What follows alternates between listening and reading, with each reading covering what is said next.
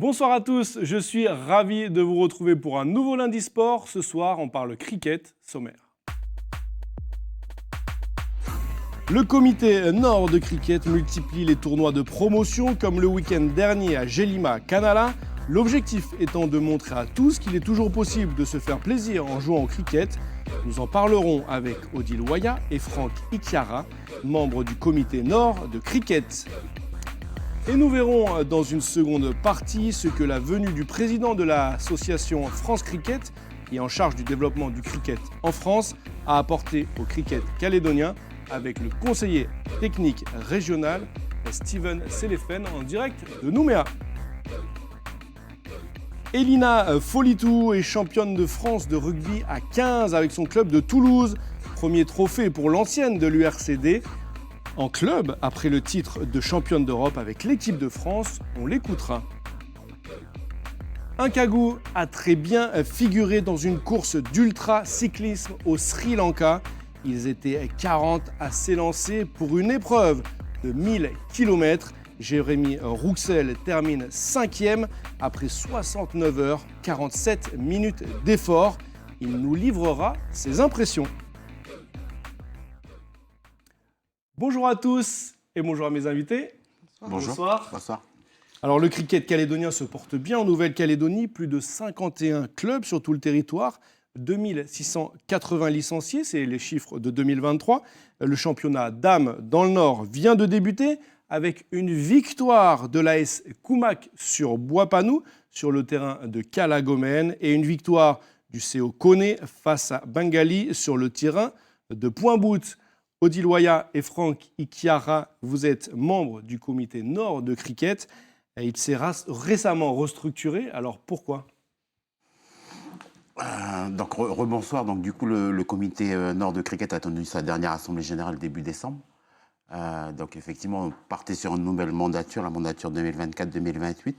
Du coup c'était l'occasion de renouveler le comité directeur du comité de cricket. Et puis du coup, à savoir que sur les dernières années, la gestion du comité était assurée principalement par l'ancienne présidente, Madame Louise Macam, et la trésorière Marie-Noëlle Ouadria. Donc du coup, moi personnellement, le club olympique de Koné ayant intégré la saison 2023, du coup, je m'étais proposé pour leur apporter un coup de main, surtout sur tout ce qui était support administratif. Okay. Et tout en sachant que voilà, c'est des anciennes joueuses du coup pour Louise en tout cas, du coup qui est au sein du comité depuis 2017, si je ne me trompe pas. Donc c'était surtout pour leur apporter du renouveau et puis surtout une aide au niveau administratif, sachant qu'elles connaissaient la discipline, puis c'était des superbes techniciennes sur le terrain, quoi. Okay. Moi, c'était plus ça l'apport que j'avais souhaité apporter, en tout cas à la dernière assemblée générale du comité, quoi. Okay. Odile, quel est l'objectif de ce nouveau comité ? Vous êtes tous des bénévoles. Quel est l'objectif en restructurant cette pratique ? Enfin, l'objectif est de structurer la pratique de cricket dans le Nord ? Oui, surtout de le promouvoir parce que la pratique du cricket est très peu présente, on va dire, dans la province Nord. Donc, de renouveler le bureau et puis de personnes motivées dans le comité, oui. Retrouver une bonne dynamique. Alors, tu as dit de promouvoir, l'objectif c'est de promouvoir. Quelles sont les actions du coup qui sont mises en place ? Alors des actions promotionnelles, donc des tournois promotionnels qui ont eu lieu déjà, un tournoi sur Yingen et puis dernièrement sur Jélima. Sur Jélima à Kanala. Alors justement, nous avons assisté à la dernière journée de promotion, comme vient de le dire Odile. C'était à la tribu de Jélima le week-end dernier. Un reportage de Danissa Toussi.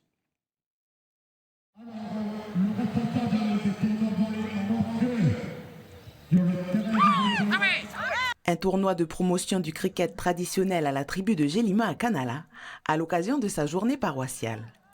Le comité provincial Nord de cricket s'est déplacé avec le club olympique de Koné et Main Noire de Poindimié pour attirer les foules autour de ce sport qui est moins pratiqué en province Nord. La province Nord compte à ce jour 6 équipes seniors dames et 3 équipes seniors hommes. L'objectif du comité est aussi de développer la pratique chez les jeunes. Le peu d'engouement pour le cricket dans le Nord s'explique principalement par les difficultés géographiques. La province Nord est une province assez étendue et lorsqu'il n'y a qu'une équipe par commune qui doit se déplacer à chaque fois pour rencontrer et faire des kilomètres, c'est vrai que c'est un paramètre qui vient aussi jouer contre le développement de la pratique. Hein.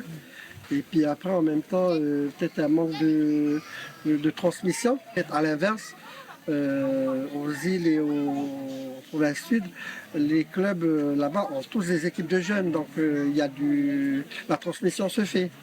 Et ici, c'est ça qui manque, on va dire, pour pouvoir pérenniser, stabiliser la pratique du cricket. Il y a quelques années, la commune de Kanala comptait à elle seule 3 équipes de cricket, des tribus de Nanwé, Naketi et Jelima. Ce tournoi, c'est l'occasion pour les anciennes joueuses de se réapproprier ce sport et pour la jeune génération de le découvrir. Il y a des règles qui sont assez compliquées, enfin assez complexes, mais on s'amuse bien quand même, parce qu'on voit que les mamans, elles ont l'habitude, depuis qu'elles sont petites, elles y jouent. Et du coup, je pense que ça serait vraiment intéressant qu'on apprenne à jouer au cricket, ouais, nous les jeunes. Pour le club olympique de Koné, qui a remporté le championnat Nord l'an dernier, la transmission intergénérationnelle est très importante. Au niveau du club, aujourd'hui, on a une moyenne d'âge chez les dames qui est autour de 40 ans. Donc, à savoir que sur l'ensemble de nos licenciés, donc on part de la plus jeune qui a une vingtaine d'années à la plus âgée qui approche les 70 ans, donc avec 40 ans de pratique sportive. Et donc, aujourd'hui, l'idée, c'est de pouvoir aussi permettre cette passation de génération et puis permettre la continuité de cette pratique pour Koné et puis plus largement en venant participer à ce genre d'action. Le comité provincial Nord de cricket poursuivra sa tournée promotionnelle prochainement dans la commune de Puebo. Voilà pour la journée promotionnelle du cricket traditionnel à Kanala. Est-ce que dans le Nord, il y a des équipes jeunes ? En tout cas, c'est un des objectifs des projets de la nouvelle mandature, là, c'est de redynamiser, relancer la pratique au niveau des jeunes et également au niveau des hommes. Ça existait dans les années présentes, surtout, enfin la pratique au niveau des hommes. Ouais. Donc c'est de remettre au goût du jour la pratique tant chez les hommes que chez les jeunes. Que chez les jeunes. C'est vrai qu'Anissa l'a dit dans son reportage, il y a 6 équipes femmes et 3 équipes hommes, seulement 3 équipes hommes dans le Nord. Engagées pour cette saison. Engagées pour cette saison, ouais, c'est ça. Ces actions sont importantes pour justement rappeler à tout le monde, aux mamans en tribu ou alors aux hommes, que la pratique du cricket se fait toujours ? Oui, oui, c'est pour rappeler que le cricket traditionnel se fait toujours, aussi bien dans le sud que dans les îles et dans le nord. Donc c'est vrai que les tournois promotionnels, c'est un peu dans ce sens-là, c'est de remettre au goût du jour ce sport traditionnel. Et donc, espérons que voilà, ça attire du monde, parce que 6 équipes... c'est déjà ça. C'est déjà ça, mais oui, il en faut plus. Il en faut plus. Pour faire un championnat. À Kanala, d'ailleurs, il y avait avant des équipes de cricket. Est-ce qu'il y en a toujours ? Il y en avait et elles sont, je pense que c'est ce manque, parce que géographiquement, c'est très étendu et c'est assez coûteux. Et donc là, ce tournoi promotionnel, c'est de les relancer, en fait. Voilà, parce que durant ce tournoi promotionnel, on a retrouvé des anciennes joueuses, d'ailleurs. Et donc, essayer de les remotiver. Les remotiver à faire un club, parce que c'est vrai que les déplacements dans le Nord, oui, c'est compliqué. Donc s'il n'y a pas plusieurs équipes sur la même commune qui peuvent jouer entre elles, du coup, il faut se déplacer à chaque fois, aller à Koumak, pour si on est à Kanala, ou à Koné. Ou à Pointe-Dimier, d'ailleurs. Est-ce que, Franck, grâce à ces actions, le nombre de licenciés a augmenté ? Est-ce que les mamans de Kanala, elles se sont relicenciées ou est-ce qu'elles vont refaire quelque chose, reformer un club ? J'y étais pas personnellement pour la journée promotionnelle sur Kanala. Des échos, mais je sais que dans les discussions qui ont eu lieu sur place, normalement il y a un nouveau rendez-vous qui est prévu en août, avec du coup les mamans de Kanala sur place et puis peut-être Fabien, le président du comité, et Steven, le conseiller technique, du coup pour préparer le retour de Kanala dans la saison 2025. Voilà. Donc rendez-vous a été pris déjà. Ok, on demandera à Steven dans une deuxième partie. Pour compléter ce que Franck dit, le tournoi promotionnel qui a eu lieu sur Yengen, Ouais. donc il y a une équipe qui est déjà en place et qui devrait rejoindre la saison, mais en 2025. Ok, donc une équipe c'est de voilà Yengen. ouais.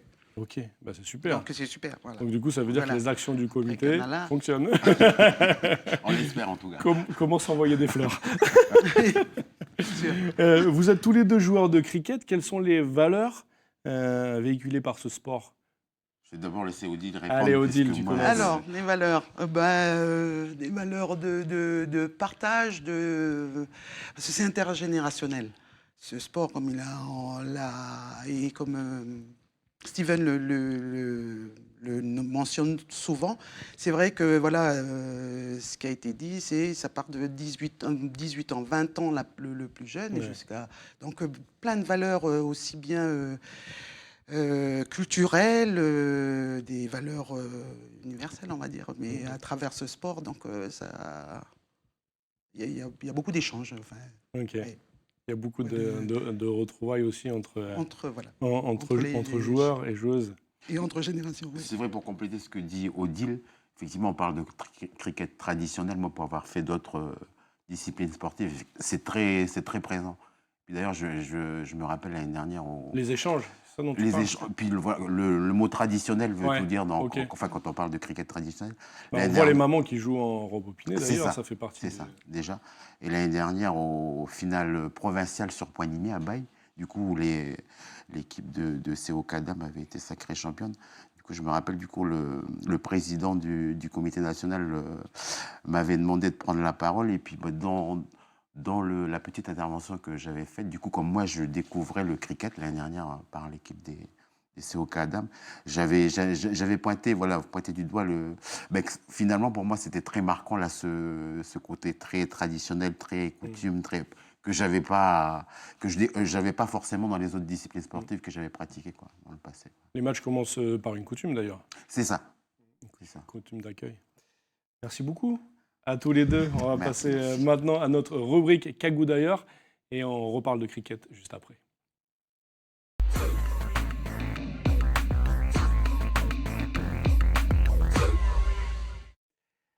Des nouvelles d'Elina Folitou, c'est du rugby à 15. Notre représentante Kagou remporte la Coupe de France. Elle nous donne de ses nouvelles, on l'écoute.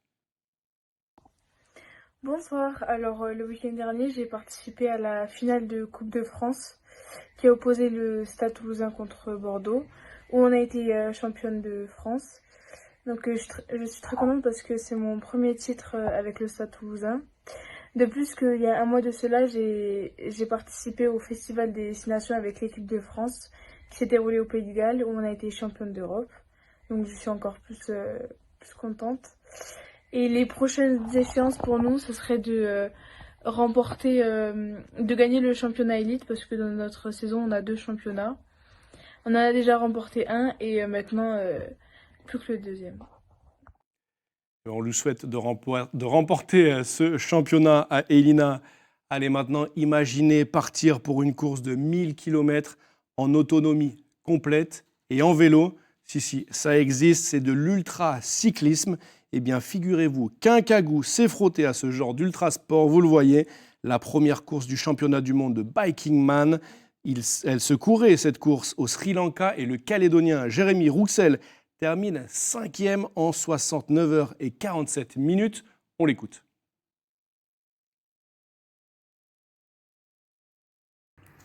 Après plusieurs mois de préparation sur les routes calédoniennes, je suis très très content d'avoir pu participer à ce Biking Man 2024 au Sri Lanka.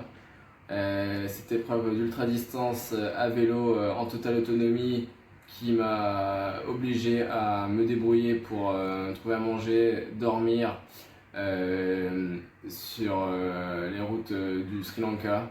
J'ai pu rencontrer des gens incroyables qui ont su m'aider et m'aiguiller dans cette épreuve.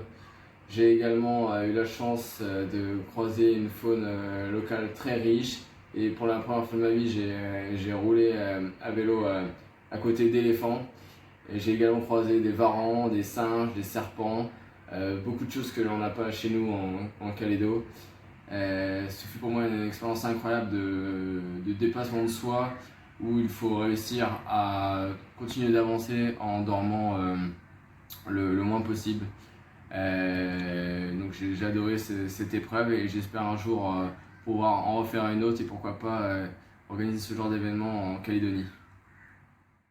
Énorme performance de Jérémy Rouxel. Et Jérémy n'était pas le seul Kagou à participer à l'épreuve. Il y avait également Bruno Le Chandelec et Véronique Biche ont, eux, couvert le 1000 km en duo en 107 heures et 32 minutes. Quel effort! Allez, retour au cricket maintenant. On va accueillir Steven en direct de Nouméa. Alors Steven, on l'a vu dans le sujet d'Anissa, il y a d'un côté l'envie de promouvoir le cricket traditionnel, mais il y a aussi en Calédonie l'envie de faire une passerelle entre le cricket traditionnel et le cricket international. C'est ça, hein? Oui, c'est ça, Adrien.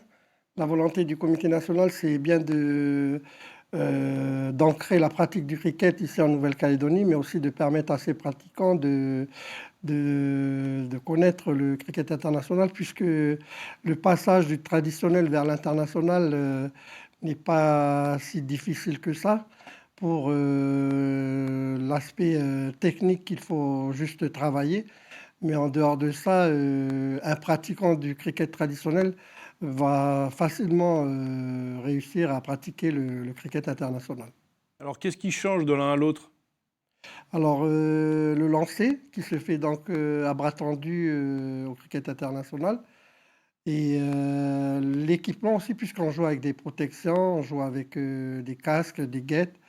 Et après, c'est le rythme de jeu qui varie. Au cricket traditionnel, on lance tout azimut d'un côté, puis de l'autre, puis d'un autre côté, puis de l'autre. À l'inverse, au cricket international, on est rythmé par ce qu'on appelle des overs. Donc, on joue une série un over de 6 lancers d'un côté et ensuite, dès que cet over est terminé, on bascule de l'autre côté et ça donne place à l'over suivant. Et on joue normalement, selon le format, on peut jouer des matchs en 10 overs, comme 20 overs ou 50 overs. Okay. Voilà. Alors, à l'image du cricket traditionnel, on l'a vu avec le comité Nord de cricket, qui organise des journées pour promouvoir le cricket traditionnel. Est-ce que vous faites pareil pour le cricket international? Oui, on a programmé 3 tournois d'initiation. Donc, il y a un qui a eu lieu dimanche, il y a 2 semaines, sur le terrain d'Endu, où une trentaine de participants sont venus, principalement des jeunes qui sont issus déjà des clubs de cricket traditionnel de Nouméa. Et on a encore 2 journées qui sont prévues, le 26 mai et le 30 juin. Donc, ces 3 journées doivent nous permettre justement de faire connaître la pratique du cricket international à beaucoup de jeunes et après de les détecter et puis de pouvoir voilà, les perfectionner par la suite. Ok. Est-ce qu'il y a des jeunes qui sont intéressés pour faire cette passerelle? Tu as un petit peu répondu dans ta question d'avant, mais est-ce que ça se fait? Est-ce qu'il y a des jeunes qui sont intéressés pour passer au cricket international? Oui, la dernière journée qu'on a faite à Endu, ils ont bien réalisé d'eux-mêmes que finalement, les logiques de jeu et le fait de savoir taper dans une balle, relancer une balle, ce sont des gestes simples qu'ils ont déjà acquis de par leur pratique du cricket traditionnel. Ces gestes-là sont facilement se reproduisent dans la pratique du cricket international. Et le fait de les avoir fait jouer en format T10, en 10 overs, des matchs pas trop lents avec une dynamique de frappe, ben, ça leur a donné l'engouement déjà et ils attendent avec impatience la prochaine journée en fin mai. Ok. Est-ce que dans le Nord, tous les deux, est-ce qu'il y a des jeunes qui sont intéressés justement pour participer à ces journées découvertes de cricket international? Je pense que ça va être un de nos chantiers dans un second temps. Ouais. Effectivement, on a prévu d'organiser voire plusieurs plateaux jeunes prochainement, peut-être à l'issue du championnat dames et hommes. Ok. Donc voilà, pour l'instant, consolider le cricket traditionnel et puis après voir si il peut y avoir des Voilà, personnes. effectivement, il y a des jeunes qui viennent se greffer au regroupement ou aux entraînements des seniors dames ou hommes. Ouais. Peut-être, oui, il y a peut-être. Il y a moyen de Il y a trouver moyen, quelques ouais. pépites. Ouais. Ça marche. Steven, les représentants de l'association France Cricket, qui a en charge le développement du cricket en France, sont venus en Calédonie il y a un mois maintenant. Dans quel but? Alors, on a finalisé et signé la convention qui liait donc le Comité national de cricket à France Cricket. Cela déjà permet à l'ensemble des associations sportives calédoniennes de pouvoir bénéficier des subventions de l'État via l'ANS. Mais au travers de cette convention, on a pu aussi intégrer l'ensemble de nos licenciés au sein de la Fédération française. Donc eux, ils comptent à peu près 3000 licenciés sur toute la France métropolitaine. Nous, on leur apporte 2600, donc ça fait grossir un peu leur fédération. Ouais, ça double. Et donc, ça leur donne aussi un poids en France métropolitaine. Mais voilà, dans cette convention, on a aussi défini le cadre du soutien technique, de soutien en formation que la Fédération française pourra nous apporter dans les mois à venir. Ok. Et j'imagine que le but de leur venue, c'est également de découvrir des pépites calédoniennes à intégrer dans les stages équipe de France. Est-ce qu'il y a déjà des jeunes qui ont été repérés? Oui, on a des pratiquants qui sont partis pour des raisons personnelles en métropole, et notamment un de nos jeunes qui est parti dernièrement, qui a pu donc le week-end dernier intégrer l'équipe de France dans une compétition qui a eu lieu à la ville de Dreux le week-end dernier. Donc, Il est en bas, il est accroupi en bas, c'est le troisième en partant de la droite. Hein. Voilà, c'est ça, La droite de l'image. c'est un de nos jeunes, il a une vingtaine d'années et il a fait William. partie aussi de la sélection de l'équipe de Calédonie qui a été jouée au cricket aux Jeux de Samoa en 2019. Ouais.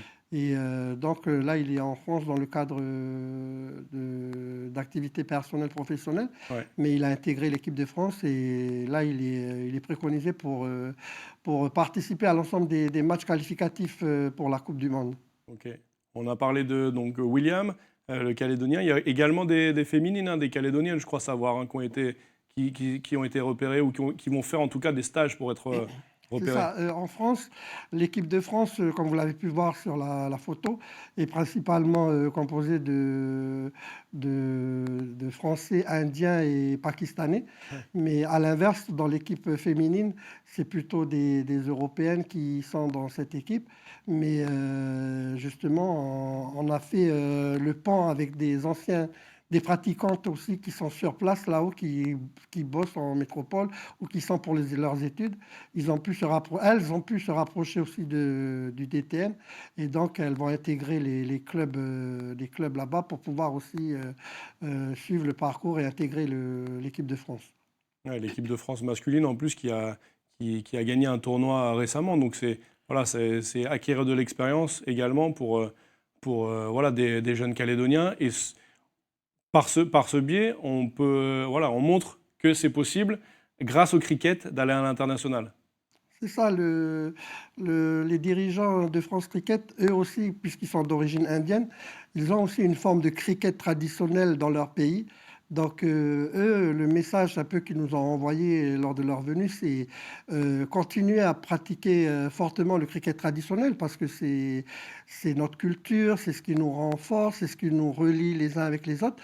Mais en même temps, il y a la passerelle du cricket international qui va permettre à d'autres jeunes de peut-être déjà d'intégrer l'équipe de France. Et à plus long terme, on vise donc les prochains Jeux de 2028, les Jeux Olympiques en 2028, donc où le cricket a été inscrit maintenant en tant que discipline officielle aux Jeux Olympiques. Donc à partir de 2028, voilà, si par exemple des jeunes comme William qui sont déjà intégrés en 2024 au sein de l'équipe de France et puis peut-être d'autres qui vont suivre aussi par la suite, et bien peut-être qu'en 2028, on pourra compter parmi l'équipe de France aux Jeux Olympiques de Los Angeles des jeunes de Calédonie qui seront aux Jeux Olympiques. Ok, et pourquoi pas un jeune du Nord? On Pourquoi l'espère. pas. En tout cas, tout le travail reste à faire. Hein. Complètement.